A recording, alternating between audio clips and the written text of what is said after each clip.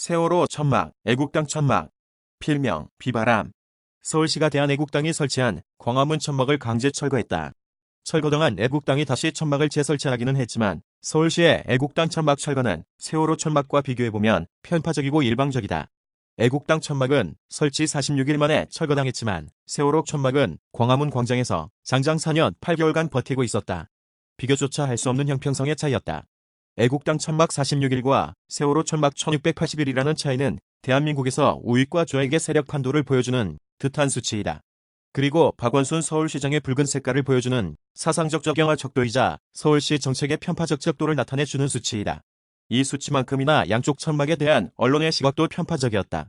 세월호 천막이면 연동안 광화문 광장을 점거해 있어도 매서 언론이나 좌익 언론들은 세월호 천막에 관대하거나 지지를 보냈다.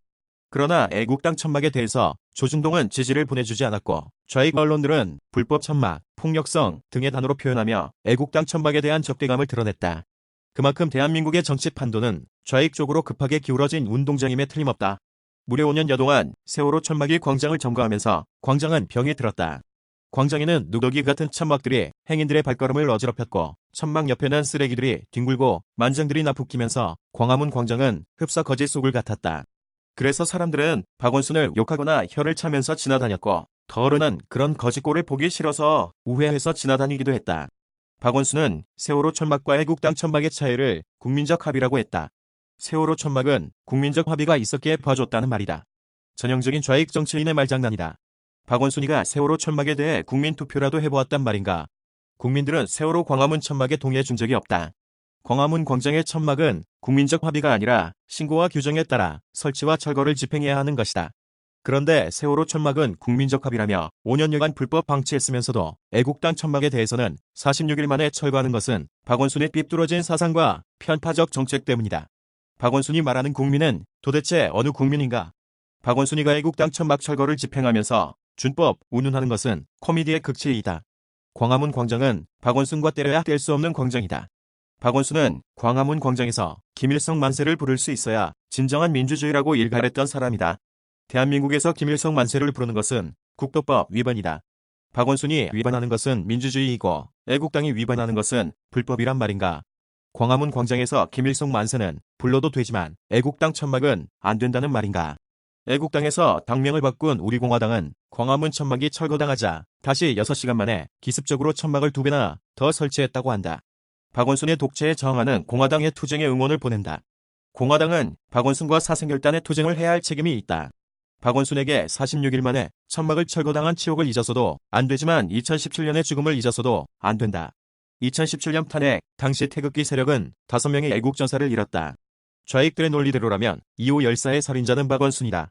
5.18 당시 광주 구경도 못한 정두환을 광주 학살자로 만드는 판에 왜 박원순에게 태극기 학살 책임을 묻지 못한단 말인가. 광화문은 신생공화당의 전쟁터이자 성지가 될 수 있다. 광화문 천막을 수호하고 애국동지들에 대한 학살 책임을 물어야 한다. 박원순 타도라는 기치를 높이 들고 공화당의 기세를 만방에 과시하는 기회가 되길 바란다. 비바람. 의병생각, 우리 공화당이 천하에 알려지는 계기가 될 겁니다. 박정희 같은 영웅을 기다려서는 안 되고 우리 공화당원이 모두 영웅이 될 것입니다. 위대한 업적은 역경을 반드시 겪는다는 것 진리입니다. 대한민국은 역경 반드시 거쳐야 합니다.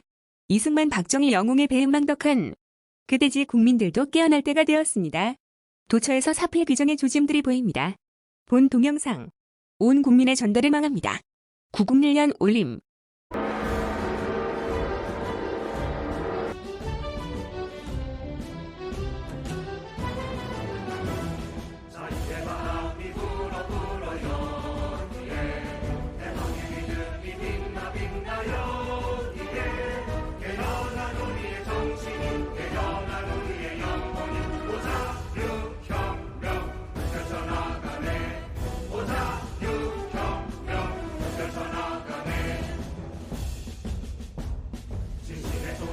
들려